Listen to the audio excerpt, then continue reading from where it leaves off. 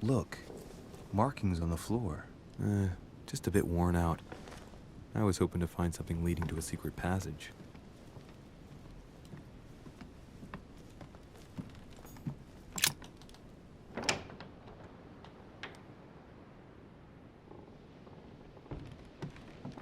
If I get a chance, I may have to take a little tour through the rooms of the other guests.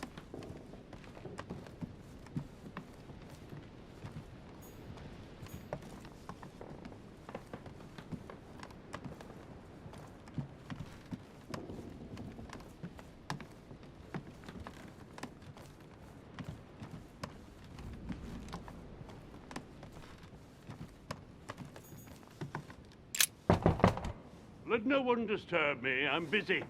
Too bad. I'll see him later.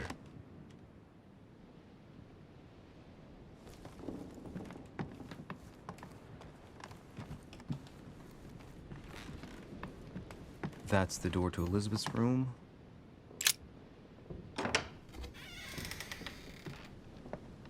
For God's sakes, what happened in here?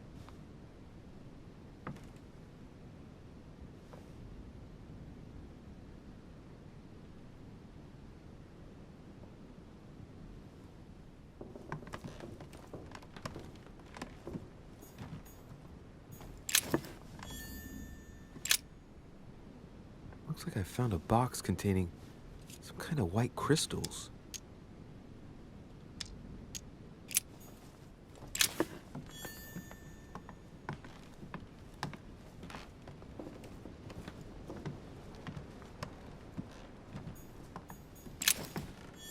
November, August 24th, June 11th.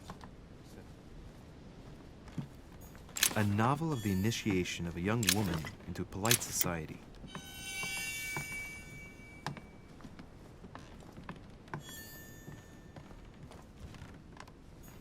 My dear Elizabeth,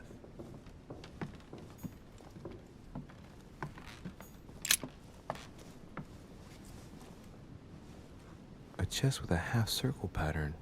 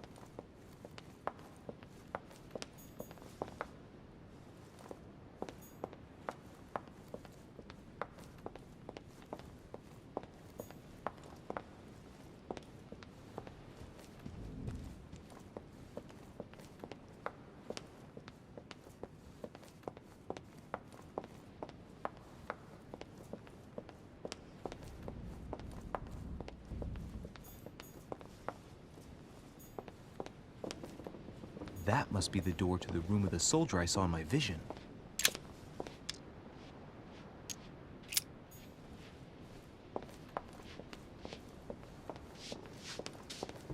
Might be better to take a different stairway.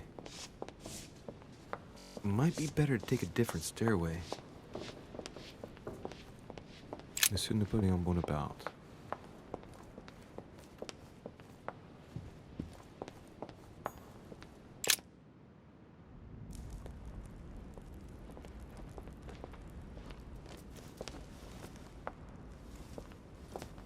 Excuse me, Monsieur de Richet?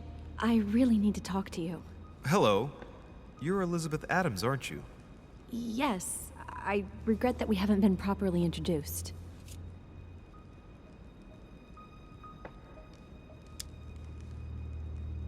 Do you often fall ill like that? Yes, sometimes.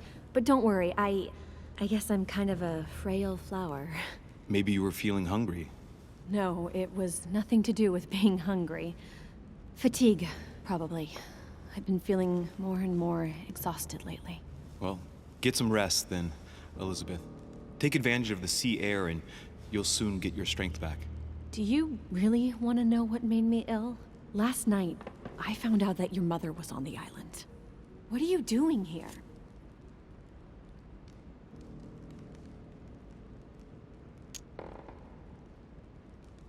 My mother came here to do business with Lord Mortimer, but she seems to have gone missing, so I'm here to find her. I know your mother very well. Really? Yes, I have been in your mother's care ever since I was born. She nursed you? Oh, I wouldn't say nursed. No. I remember her stare, cold as ice. Her sadistic hands pressing over my mouth to silence me while I screamed in pain. I remember her knees, too. She held me down with them while she cut and burned scars into me. Hold on a minute. What do you mean? You can ask her when you see her. Huh, she's getting more and more agitated. Look, I've got to go. Wait. I need to know more about you and my mother. Why did she put you through all of that? There must be some reason for what she did. What's the point of rubbing salt in the wounds?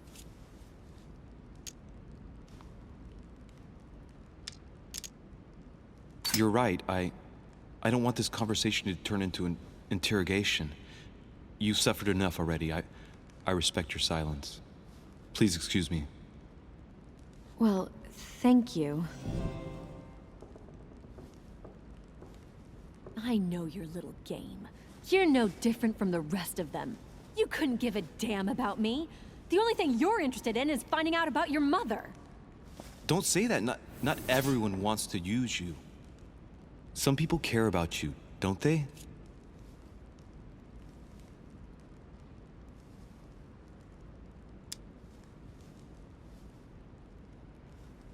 Haven't you got a sister? Yes. I'm sure she loves you with all her heart.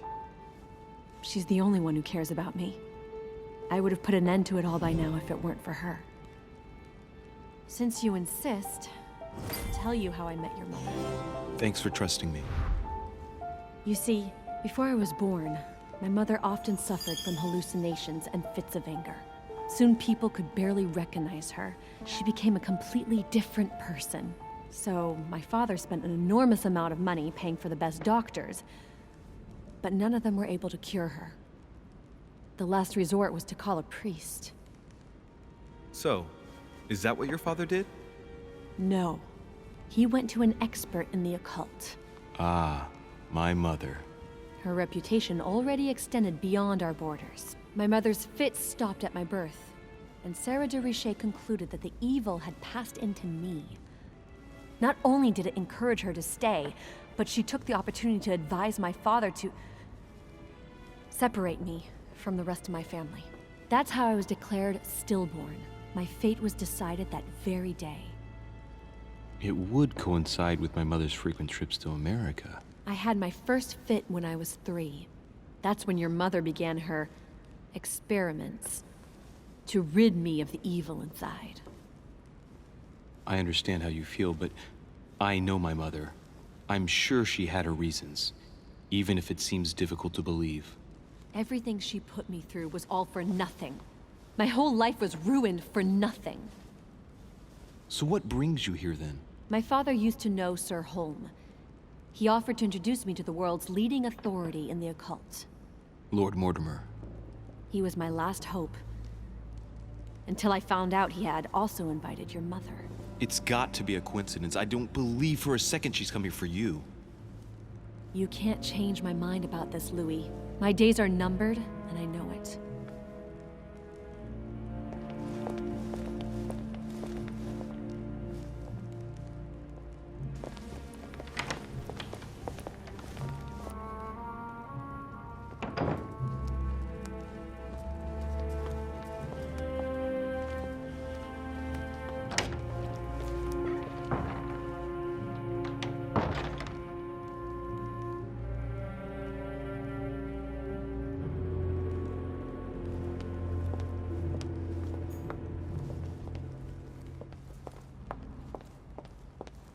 What can I do for you, sir? I am at your service, day and night, sir. As I was unable to bring my personal effects with me, I was wondering if you could find me a few items. Of course, sir. What would you require? My good fellow, would you have any amber available? I would, but unfortunately, I don't think I am authorized to give it out, sir. I believe it is a precious stone.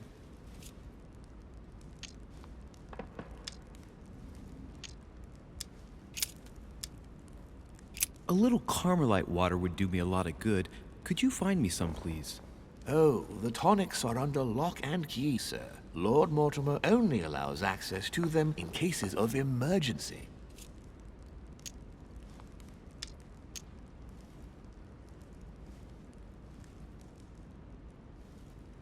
What? That's the last straw. Lord Mortimer himself asked me to take the sea to join him here. I accepted out of kindness. The voyage was undertaken in conditions that I prefer not speak about. And then at long last I arrive and you refuse me a simple flask of Carmelite water? No, sir, Your name. Tell me your name. Here, sir, your Carmelite water. Please accept my sincerest apologies. If sir requires anything else whatsoever, sir has only to ask. You wouldn't have a little golden elixir I could use, would you? Oh, unfortunately, sir, I have orders not to give any of that medicine to any of Lord Mortimer's guests. Some guests are here to follow a very strict treatment. Mixing or combining certain substances would be dangerous for sir.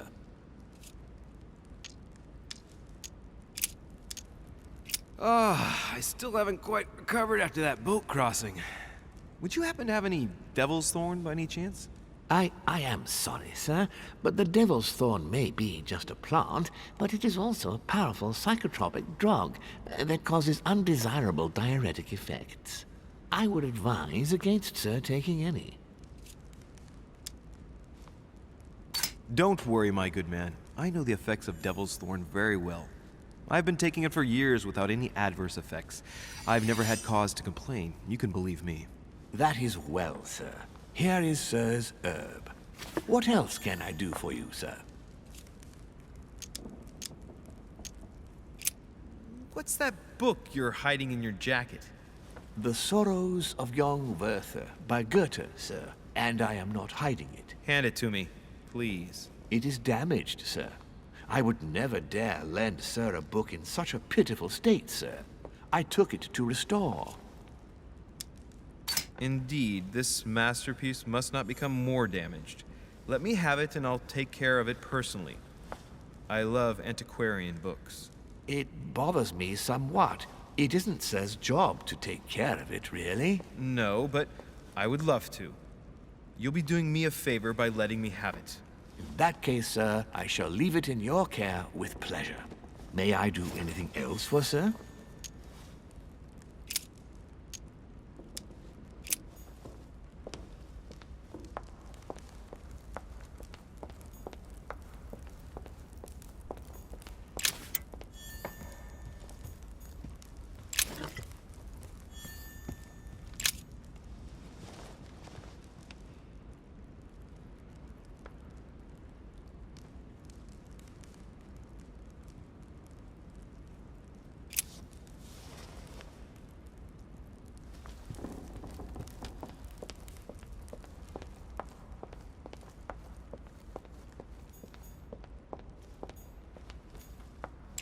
Lord Mortimer certainly has a taste for staging rooms.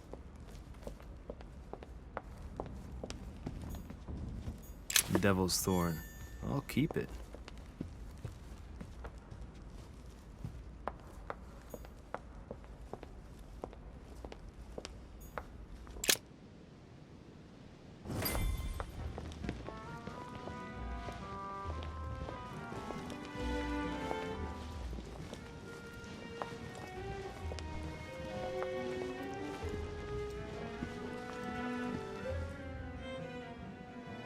Dear friends, I bid you welcome. I hope the night was not too short. Your Eminence, Duchess, Monsieur de Richet, allow me to introduce our new guests. They arrived during the night. Johann Christoph von Wollner, Minister of Religious Affairs and close aide of Frederick William II, King of Prussia.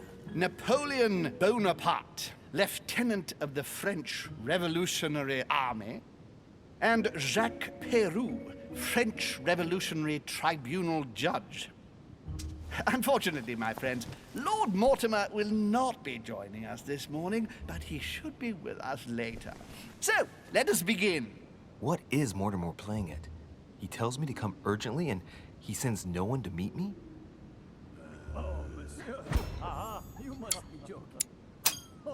Don't trouble yourself. Peru looks totally out of place here. I'm not sure if I... He's counting the 10 sets of cutlery around each plate? The man is completely lost. Thank you again for the wine, Your Eminence. It is served every day at the King's table. No, of her, sir. I am delighted to hear it. Volner and Piaggi seem to be getting along And well. right he was too. My dear Johann, how are you? Glad to make landfall at last. And yourself. Very well. And your husband? He's poorly. The French Revolution gives him terrible headaches. Oh, I understand. I shall feel better too, as soon as the situation is settled. If by chance the French crisis is emulated in Berlin, there will always be a refuge for you in London, my dear. Your offer does you honor, Emily. But London is much closer to Paris than Berlin. Beware. The French are capable of sailing up the Thames straight to the Houses of Parliament. Oh, my friend, I am shaking in my clogs.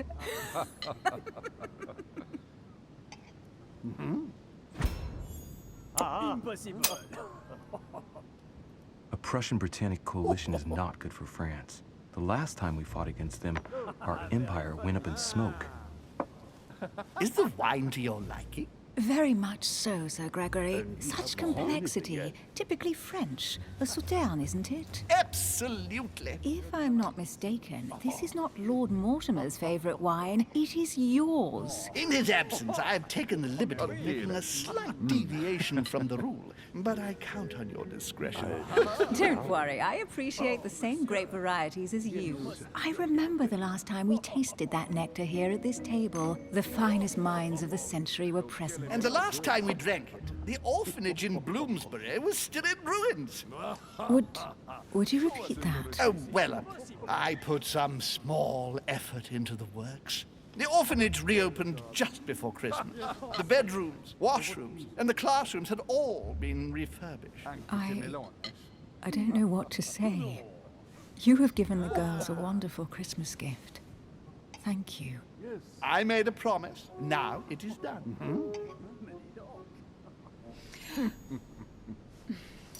Is everything all right? Yes, thank you. I had a moment of absence, but here I am again.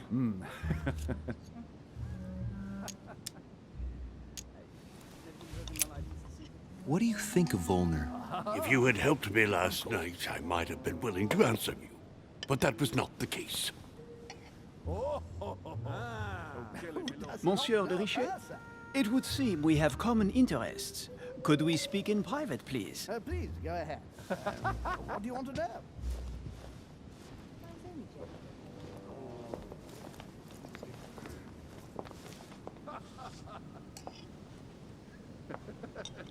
Lord Mortimer and the Golden Order, through your mother, have concluded a financial agreement. Stay composed, Louis. I'm listening. An agreement for cannons. Lord Mortimer assured me that you are to take over the project on behalf of your mother.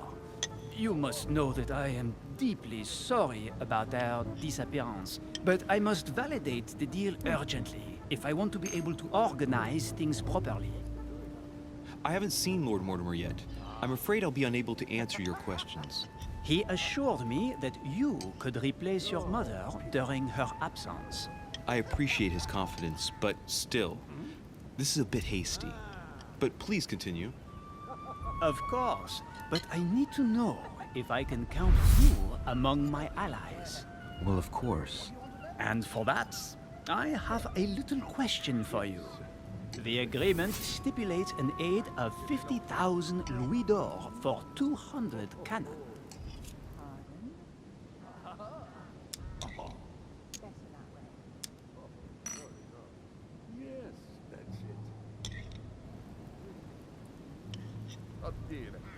I've only just taken over the affair. The agreement will be considered null and void until we've gone through it together. Is that clear? All right, you seem to know what you're doing. I have one last question I would like to pose to you. We don't know each other yet, you and I. And I need to make sure that we both share the same vision for the future of France. Given the hard times that have befallen our beautiful country, what do you think it would take to restore its luster?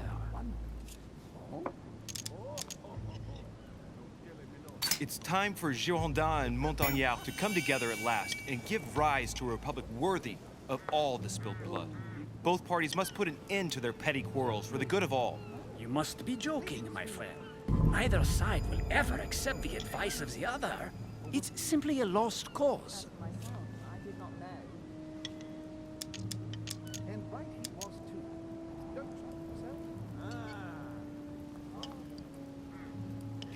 I think what France is lacking today is a truly strong leader ready to govern her. Someone who will restore her luster, who will propel her forward so once again she becomes a proud nation respected by all. A man capable of both rebuilding the country from the inside and, at the same time, developing exterior relations. Someone with a vision, I think.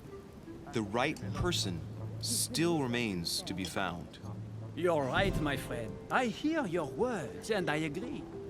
Monsieur de Richet, I am reassured. I am very happy to have met you. Lord Mortimer was right to put his trust in you. I hope to work with you in the very near future.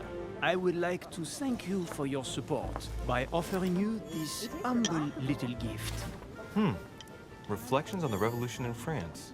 Mr. Bonaparte, I thank you for this gesture, and please know that I, too, am delighted to have met you. My friends, I would like to say a few words, please. I would like to thank Lord Mortimer, and you, Sir Holm, for bringing us all together here. Those of us for whom it is not the first time here, like me, are all trembling in sweet anticipation of the arrival of our host. For the rest, I would like to reassure you that Lord Mortimer always has a few surprising projects to propose. But I can assure you that each and every one of us has always benefited from them.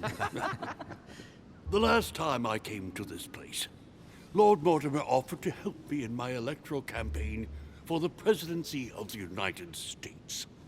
And it is imminently clear that his support was an invaluable aid to us. We are here among like-minded people. So let us put aside the conflicts in which some of our nations find themselves at present. So I raise my glass in honor of you all, my new and old friends. I trust you shall not be disappointed, Mr. Washington.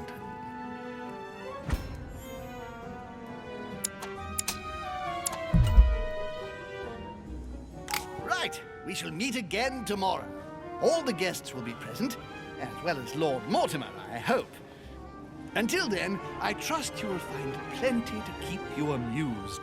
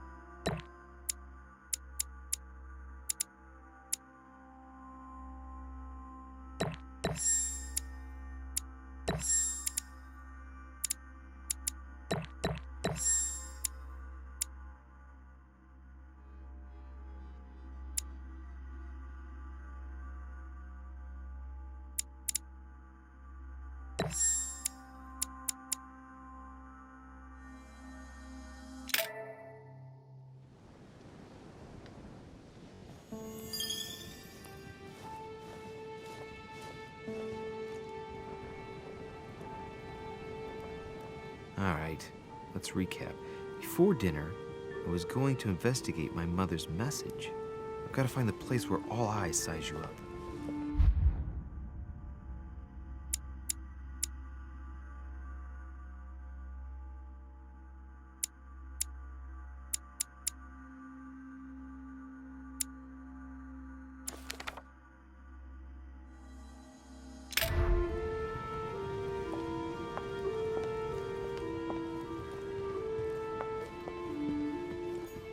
Well, Your Eminence, do you still have any room left? Ah, my son, the sin of gluttony is the most difficult of all in my eyes. Nevertheless, what a charming moment we have had together. I'm delighted I was able to talk to Mr. von Wollner. We hadn't spoken to each other for an eternity. Yes. I noticed that Your Eminence knew a fair number of people at the table. The benefit of age, my son. This isn't my first invitation to Lord Mortimer's. You will see, it's the perfect place to make new friends. Indeed, I noticed that you and Mr. Bonaparte had already begun. Ah, I adapt quickly to local customs. It's what I was taught. And you are right to do so, my son. But tell me, have you had any news of your mother since your arrival? Alas, still nothing, Your Eminence. But I still haven't been able to meet Lord Mortimer. Do not worry. It is typical of him. What can I say? Lord Mortimer is a very busy man. I should think you are beginning to worry. To tell you the truth, not really. You are right. Be positive. Perhaps Sarah is in the company of Lord Mortimer, and they will both turn up shortly. But while I have you with me, I have a question for you. Go ahead, Louis. What can I do for you? If I said to you, where all eyes size you up, would it mean anything to you? I don't know if it's the place you're looking for, Louis, but it makes me think of the portrait gallery. There's a gallery here? Can you tell me where to find it, please? Of course. Just go through the door at the end. It will lead into the library. Continue all the way through, and you'll end up in the gallery. You'll see it, Louis. When you get there, you'll know. Thank you very much, Your Eminence. On that last word, then, I shall leave you to fight your demons. See you later, Your Eminence. See you later, my son.